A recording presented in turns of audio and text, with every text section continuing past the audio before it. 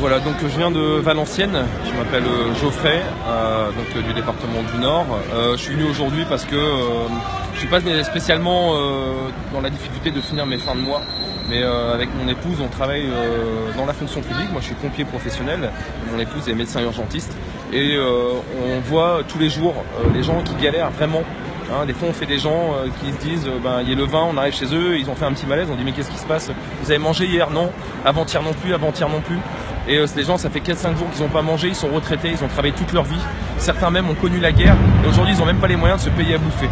Il y a aussi des gens qui galèrent vraiment, les familles qui vont dire à leurs enfants désolé, cette année je vais pas t'envoyer en classe de neige parce que j'ai pas les moyens de donner 200 € pour que tu puisses aller faire une semaine au ski, quelque chose que moi je pourrais jamais te payer, j'ai même pas ces 200 € pour t'envoyer avec ta classe de neige. Alors quand je vois ces choses là, je suis révolté. On sait que dans les Gilets jaunes, on a un problème de structure. Ça se lance, il y a des gens qui commencent à nous représenter, on commence ou alors à chercher à représenter les autres.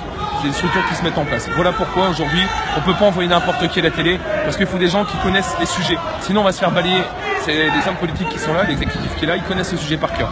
Macron en prison! Macron en prison! Quand on lui propose, on lui dit qu'on veut vivre avec notre salaire, qu'est-ce qu'il fait?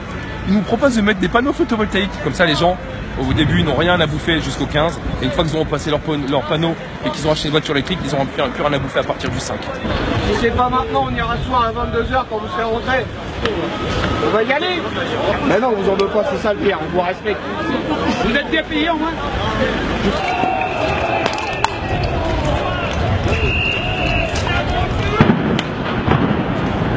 C'est l'incompréhension, on a parqué les gens, on les a laissés rentrer. Vous voyez à quel point c'est vicieux. On a laissé rentrer les gens dans un sens au niveau de l'Arc de Triomphe et on les a gazés comme des renards. Voilà. Et maintenant on les laisse à l'intérieur. Mais dedans, il faut se dire, c'est qu'il y a des jeunes, il y a des retraités, il y a certainement des personnes handicapées qui n'arrivent pas non plus à boucler leur fin de mois qui sont dedans. Et on les gaze, on les gaze, on les gaze. Et là, qu'est-ce qui se passe? C'est comme quand on met un rat dans une cage. Le rat, il devient fou. Et là, du coup, ce qui s'est passé, c'est que ça a lancé du pavé, ça a agressé du SRS parce que les gens, ils gazaient, ils ne savaient plus quoi faire. Ah non.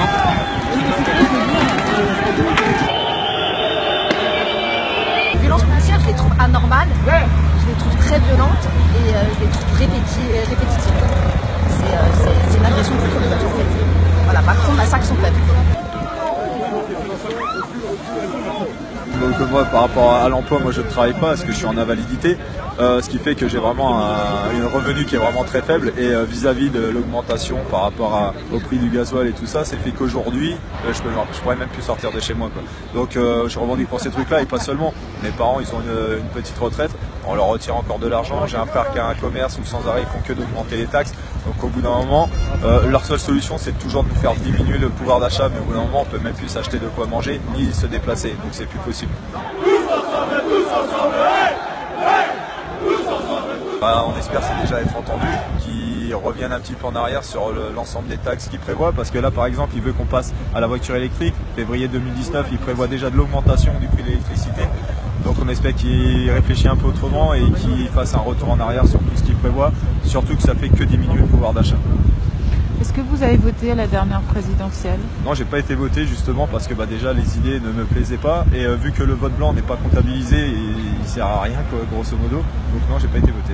Aujourd'hui, ils prétendent qu'il y a seulement 5000 personnes à Paris. Oui, à mon avis, ils ont compté que la moitié des CRS, ils ont oublié de compter les personnes qui sont déguisées en jaune.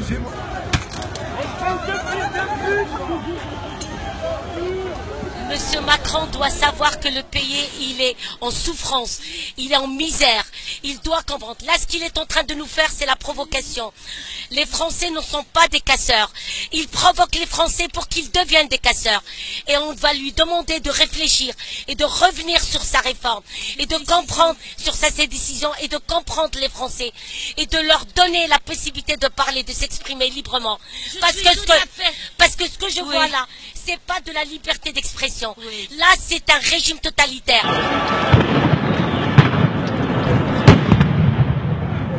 On était devant l'Arc de Triomphe, juste devant. Et on s'est fait gazer, mais toute la journée. Même tout à l'heure, t'as vu, ils ont voulu nous tirer dessus. Ah bah ouais, ils ont failli. Alors qu'on n'avait rien fait. Au flashball. Au flashball, ouais, bien sûr. Les gens qui sont au gouvernement actuel, c'est pas, ils sont mauvais. Ça se voit, faut ouvrir les yeux, on n'est pas si con que ça, quoi. Ils nous prennent pour des imbéciles. Regardez, vous avez qu'à voir, l'autre qui tourne en hélicoptère toute la journée. Et puis après il va nous parler qu'il nous taxe le gazole pour l'écologie. C'est pas se foutre de la gueule du monde, ça. Les croisières sont pas taxées, le kérosène n'est pas taxé, mais par contre nous on nous défonce. Entre payer les impôts locaux, les impôts, toutes les taxes, on vit plus, on peut pas rien faire. C'est simple, on ne vit pas. Je voudrais que la 5e République soit finie et qu'on ouvre une 6e République et qu'il n'y ait plus de tous ces voleurs qui nous volent. Et que ce soit à nous de voter les lois. Ça passe, ça passe pas. Terminé.